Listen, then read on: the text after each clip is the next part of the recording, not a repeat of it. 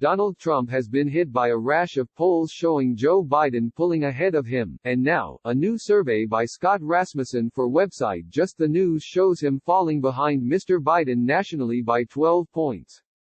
According to Mr. Rasmussen's results, Mr. Biden would win 48% of the national vote to Mr. Trump's 36% if their election were held today. It would worry any sitting president to poll at less than 40% at this point in the election, but Mr. Trump is especially invested in his own numbers, which he regularly shows off on Twitter. The latest poll will be particularly galling for the president given it comes from Mr. Rasmussen, founder of Rasmussen Reports. The company is one of the only pollsters whose results Mr. Trump routinely cites when celebrating his own numbers, frequently writing that it was an outlier in predicting he would win the 2016 election. However, the company has previously been criticized for its methodology, which some say tends to produce Republican-tilted results, and the data analysis website 538 has rated it only C+ for quality.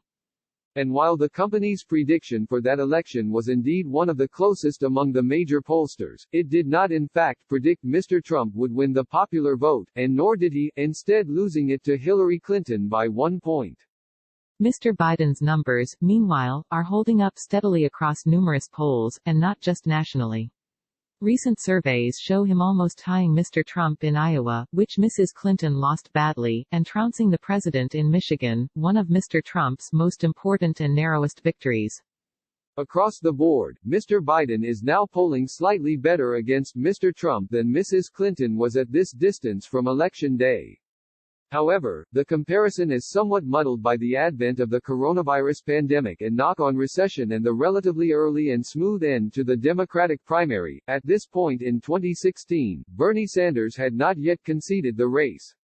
The Trump campaign recently demanded CNN retract a poll which showed the president losing to Mr. Biden by 14 points, threatening the network with legal action for a stunt and a phony poll to cause voter suppression, stifle momentum and enthusiasm for the president, and present a false view generally of the actual support across America for the president. CNN refused the campaign's demand, its executive vice president pointing out that to the extent we have received legal threats from political leaders in the past, they have typically come from countries like Venezuela.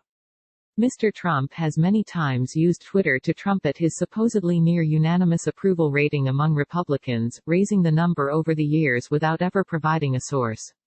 In recent months, he has consistently proclaimed it to be 96%, even as his rating among the American electorate writ large sits somewhere at 55% disapproval.